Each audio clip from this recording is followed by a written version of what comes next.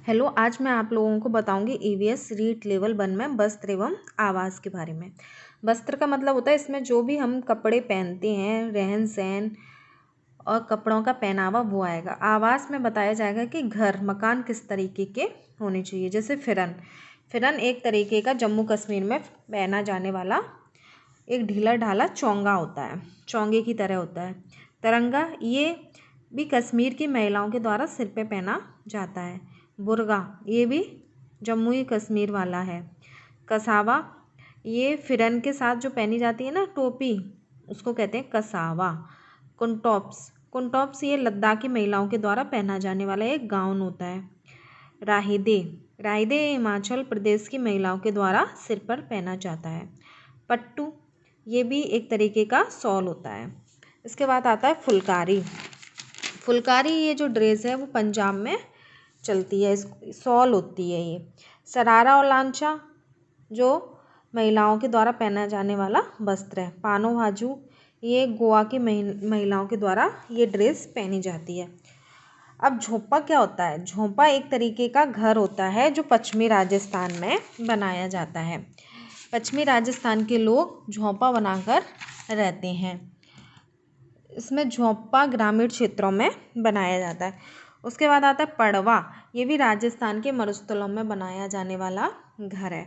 अब मैं आप लोगों को कराती हूँ लास्ट ईयर के जितने भी क्वेश्चंस आए हुए हैं वो सब। जैसे कि फर्स्ट क्वेश्चन हमारा ये आया है कि कौन सा सुमेलित नहीं है। ज़्यादातर बच्चे इसी में गलती करते हैं। क्वेश्चन में लिखा है नहीं है, ये बहुत इंपॉर्टेंट चीज़ है कि नहीं है। फिरन, फिरन कहाँ पहना जाता है? फिरन तो जम्मू कश्मीर में, ये तो सही है। और फिर है पानो भाजू, ये गलत है क्योंकि पानो भाजू कहाँ पहना जाता है?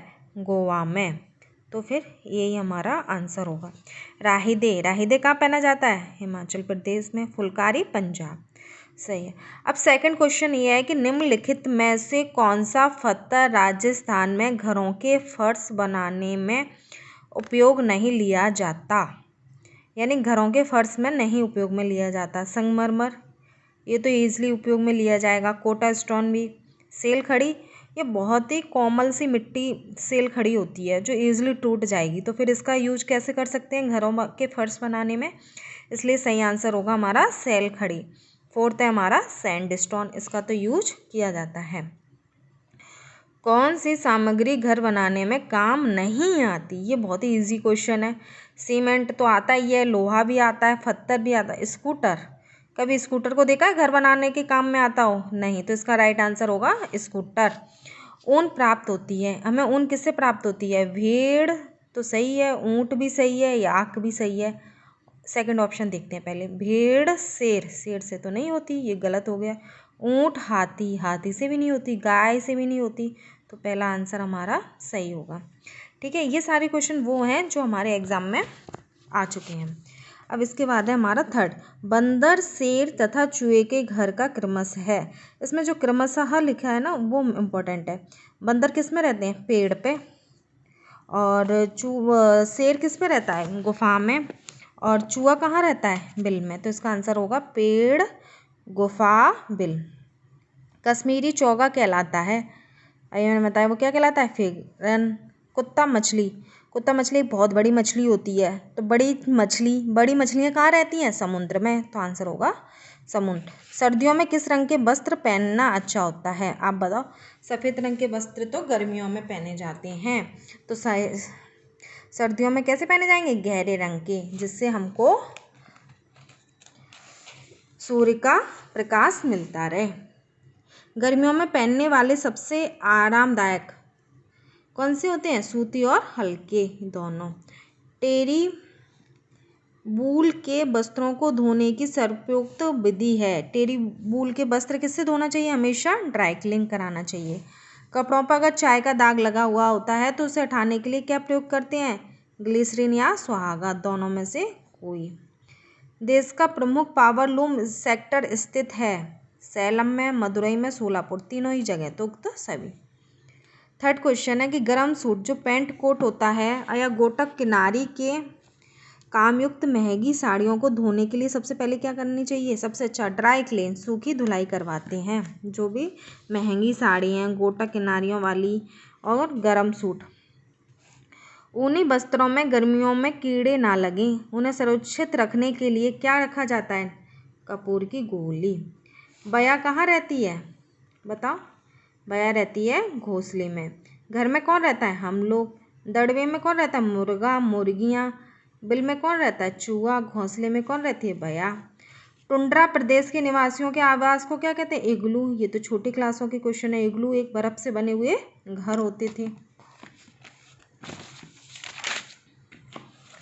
अब इसके बाद है हमारा नेक्स्ट खरगोश। खरगोश कहाँ रहता है? बताओ। खरगोश कहाँ रहेगा? खरगोश रहता है बरो बिल में। भालू कहाँ रहेगा? भालू रहेगा माद में। ततैया छत्ता में। चील पेड़ पे, यानी कि सेकंड वाला सही है। ठीक है। अब हमारा नेक्स्ट क्वेश्चन है, जंगल में रहने वाले आदिवासी लोग निम्न में से किस प्रकार के आवास अधिकांशतः प्रयोग में लेते हैं? झोंपड़ी। आदिवासी हैं तो सिंपल है, कहाँ रहेंगे वो लोग? झोंपड़ियों में ही रहेंगे। महलों में तो रहते नहीं आदिवासी, ना ही पक्के मकान होते उनके पास क्या होती हैं? झोंपड़ियाँ। ट्यूपिक है टुंड्रा लोगों के बर्फ से बने घर। नहीं, ये तो क्या होते हैं? ये तो इग्लू होते हैं। एस्किमो लोगों के चमड़े के बने तंबू, ये होते हैं ट्यूपिक। ठीक है। निम्न में से भवन निर्माण में प्रयुक्त सामग्री है? ईंट पत्थर, सीमेंट चूना बजरी, एस्बेस्टॉस की चादर, उक्त सभी। तो भवन के लिए तो सारी चीज़ें चाहिए, तो इसका आंसर हो जाएगा हमारा उक्त सभी। नेक्स्ट क्वेश्चन, ताना व बाना शब्द प्रयुक्त होता है? हथकरघा में, पावरलूम में, 1 और 2 दोनों में, सीमेंट में तो दोनों में। मकानों की छत बनाने के लिए क्या उपयोग में लिया जाता है? लोहे की चादरें, पत्थर की पट्टियाँ, सरिये या उक्त सभी। आजकल आरसीसी की जो छत होती है तो उसमें ये सभी लोहे की चादरें भी यूज होती हैं, सरिये भी यूज होते हैं, कंक्रीट भी, तो यानी उक्त सभी। अब नेक्स्ट क्वेश्चन है, वस्त्रों में कड़ापन लाने के लिए काम में लिया जाता है? कल्फ। रेशमी वस्त्रों में कौन सा कल्फ काम में लिया जाता है? गोंद का। कल्फ किन से तैयार होता है? गोंद से, मैदा से, चावल, उक्त सभी से। निम्न में से कौन सा कूट सत्य है? चौथा।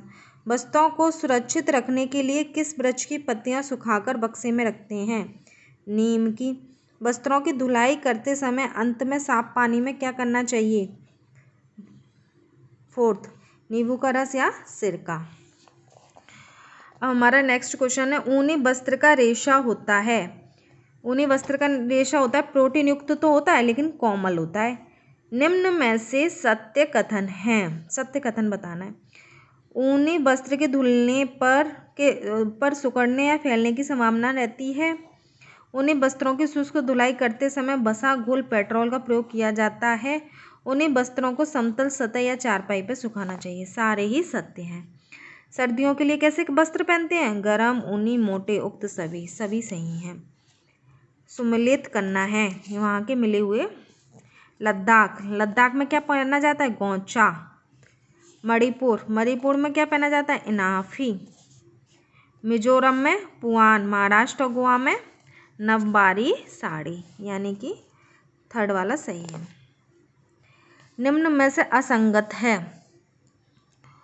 मुंडू व नेरियाथुम, ये तो केरल में पहना जाता है। मेखला चादर व मुगा, ये मिजोरम की नहीं है, ये आसाम की है मेखला चादर। जैन सेम व खिरवांग मेघालय, तरंगा जम्मू कश्मीर, तो इसमें सेकंड वाला गलत है। गहरे रंग के वस्त्र सर्दी में उपयुक्त रहते हैं, क्यों? ये ठंडी हवा को अंदर नहीं आने देते, सूर्य की रोशनी की गर्मी को अधिक सोख लेते हैं, अंदर के शारीरिक ऊष्मा को बाहर नहीं जाने देते, उपयुक्त सभी। सेकंड वाला, ये सूर्य की रोशनी को, जो अभी बताया था ना मैंने, ये सूर्य की रोशनी को ले लेते हैं। गहरे रंग के कपड़े ठंडियों में पहने जाते हैं और गर्मियों में कैसे? हल्के रंग के और सूती। निम्न में से कृत्रिम रेशा है? टसर रेशम, डेक्रोन, मलबरी रेशम या पटसन। तो इसका आंसर होगा डेक्रोन, कृत्रिम जो बनाया जाता है। और वर्तमान में भवन निर्माण आरसीसी का प्रयोग बहुतायत से होता है। आरसीसी में क्या सामग्री यूज होती है? सभी। अभी मैंने एक क्वेश्चन बताया था उसमें आरसीसी का जिक्र किया था, उसमें लोहे के सरिये, सीमेंट, कंक्रीट ये सभी यूज किया जाता है। निम्न में से किससे बने घर सर्दी व गर्मी दोनों में अधिक उपयुक्त रहते हैं? पत्थर से, ईंटों से, सीमेंट व कंक्रीट की लकड़ी से। सर्दियों के लिए लकड़ी के घर यूज होते हैं क्योंकि लकड़ी क्या होता है, ऊष्मा का कुचालक होता है, जिससे वो गर्मियों में ठंडे और सर्दी में गर्म रहते हैं। Thank you. अगर आपको मेरा वीडियो पसंद आया हो तो प्लीज़ लाइक करिए, सब्सक्राइब करिए और अपने दोस्तों के साथ शेयर भी करिए। Thank you so much.